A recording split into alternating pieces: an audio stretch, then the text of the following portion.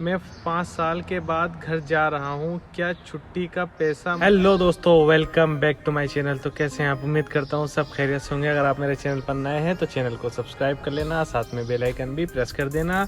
और आज मैं लेकर आया हूँ 10 सवाल। कमेंट में से मैंने 10 सवाल लिए थे जिनके सवाल ज़रूरी थे, तो उनके जवाब देने भी ज़रूरी हैं। 10 सवाल क्या है मैं आपको देर न करते हुए जल्दी से बताता हूँ। ये वीडियो का 7 पार्ट है। शुरू करते हैं देर नहीं करते हुए।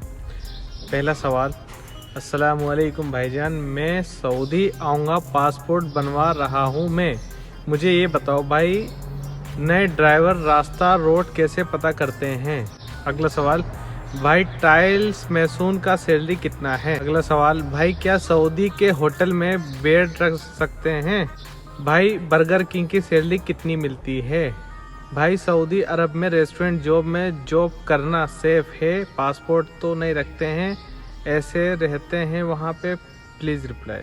भाई बिना कफील को बताए हम इंडिया जाने के लिए भाग जाएं तो एयरपोर्ट पर क्या परेशानी होगी? इसके ऊपर एक वीडियो बना। भाई एक बात मालूम करनी थी कि खास का पहला तनाजुल की गवर्नमेंट फ़ीस कितनी है? अगर मालूम हो तो आंसर ज़रूर दें। अल्लाह आपको खुश रखे, आमीन सुम्मा आमीन। 5 साल के बाद घर जा रहा हूँ, क्या छुट्टी का पैसा मुझे मिलेगा या नहीं? भाई जो इंसान कंपनी पे केस कर के फिर कंपनी वाले 1 महीने की छुट्टी दे देते हैं तो, और केस करने वालों ने केस वापस ही ले लिया है, तो वो न्यू वीज़ा पे कितने साल तक नहीं जा सकते हैं सऊदी में? मेरे ऊपर प्रूफ नहीं था भाई, ओनली इकामा एक्सपायर था और मैं इंडिया एम्बेसी से रियाद से इंडिया आया हूँ, तो क्या मैं वापस सऊदी अरबिया जा सकता हूँ? Please reply. तो ये 10 सवाल थे जो लोगों ने कमेंट में पूछे हैं, तो मैं इनके एक एक करके आपको जवाब दूंगा। और वीडियो को ज़रूर शेयर करना है। ये वीडियो मैं आप लोगों के लिए बना रहा हूँ, आपके फ़ायदे के लिए बना रहा हूँ, ताकि आपको भी जानकारी हो जाए। अगर जानकारी नहीं है तो आपका भी थोड़ा सा फ़र्ज़ बनता है कि आप भी वीडियो को शेयर करें और मेरे चैनल को सब्सक्राइब करें, लाइक करें वीडियो को, तो मुझ में भी थोड़ा सा कॉन्फिडेंस आएगा। तो शुरू करते हैं। तो पहला सवाल था, अस्सलाम वालेकुम भाईजान, मैं सऊदी आऊँगा, पासपोर्ट बनवा रहा हूँ मैं। मुझे ये बताओ भाई, नए ड्राइवर रास्ते रोड कैसे पता करते हैं?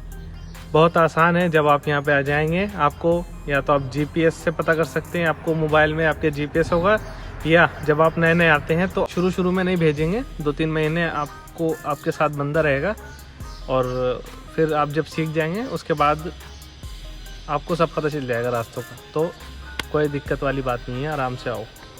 अगला सवाल, भाई टाइल्स मैसून का सैलरी कितना है? यहाँ पे जो टाइल्स मैसून है बहुत ही पावरफुल होते हैं, क्योंकि यहाँ पे जल्दी से इनका जो कारीगर होते हैं वो मिलते नहीं हैं, तो इनकी सैलरी बहुत अच्छी होती है। सुबह को आप 7 बजे जाओ और शाम को 5 बजे छुट्टी हो जाती है। मतलब इसमें आप रोज़ के 100 रियाल कमा सकते हैं। अब 19 का चल रहा है रेट, हिसाब लगा लेना।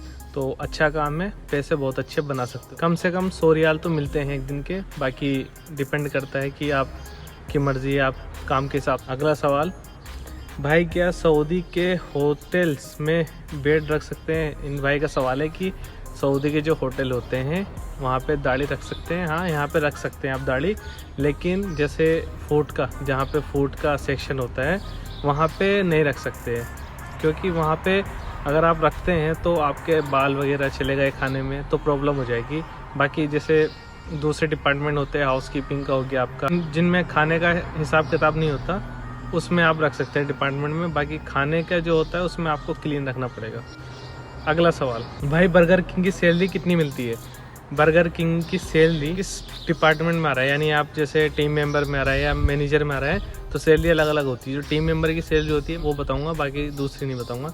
टीम मेंबर में आपको आराम से यहाँ पर इंडिया के 29-30 हज़ार रुपये आराम से आपको मिल जाएंगे महीने के, एकोमोडेशन फूड कंपनी की तरफ से, और आप 25 हज़ार रुपये आराम से बचा सकते हैं अगर आप पहली बार आ रहे हैं। अगला सवाल, भाई सऊदी अरब में रेस्टोरेंट जॉब में जॉब करना सेफ है? पासपोर्ट तो नहीं रखते हैं, ऐसे रहते हैं वहाँ पे? Please reply. हाँ, ऐसा कुछ नहीं है। आप यहाँ पे आते हैं, अगर आपका पासपोर्ट ले भी लिया तो क्या दिक्कत है, कोई परेशानी नहीं है। अपना अगर पासपोर्ट मांगते हैं तो दे दो, अगर अभी तो जैसे मैं हूँ, अब मेरा कफिल है, उसने मुझे पासपोर्ट दे रखा है, बोल रहा है मेरे पास है मेरा पासपोर्ट, मेरा कफिल के पास नहीं है। अभी जो यहाँ पर नया रूल्स आया है कि जिसका पासपोर्ट है वो अपने पास रखेगा, कंपनी या कफिल नहीं रख सकती। तो आपका पासपोर्ट आपके पास रहेगा, किसी के पास नहीं रहेगा। अगला सवाल, भाई बिना कफिल को बताए हम इंडिया जाने के लिए भाग जाएं तो एयरपोर्ट पर क्या परेशानी होगी, इसके ऊपर एक वीडियो बनाओ। भाग ही नहीं सकते आप, सवाल ही पैदा नहीं होता। बिना कफिल के बताए आप जा ही नहीं सकते, क्योंकि कफिल की बिना परमिशन के आप नहीं जा सकते। आप एयरपोर्ट पे गए, आपने कफिल से नहीं बोला और आपने टिकट करा ली और आप चले गए, तो आप जा ही नहीं सकते, एंट्री नहीं कर सकते आप, क्योंकि कफिल की परमिशन उसमें चाहिए होगी, तभी आप जा सकते हैं। तो ऐसा कोई काम मत करना, अगर दिमाग में है तो निकाल देना। बिना कफिल के आप नहीं जा सकते।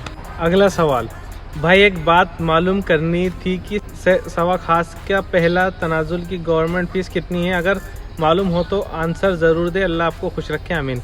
इन भाई का सवाल है कि जो ड्राइवर लोग होते हैं उनका, अगर जैसे वो किसी और के पास ट्रांसफ़र कराते हैं, तो उनका वीज़ा है, जैसे मान लो मैं अभी किसी कफिल के पास काम कर रहा हूँ, मुझे काम नहीं करना, मुझे किसी और कफिल के पास करना, तो तनाजुल होता है, आपको तनाजुल कराना पड़ेगा, तभी आप काम कर सकते हैं। तो उसकी जो फ़ीस जाती है 2000 रियाल जाती है फर्स्ट टाइम।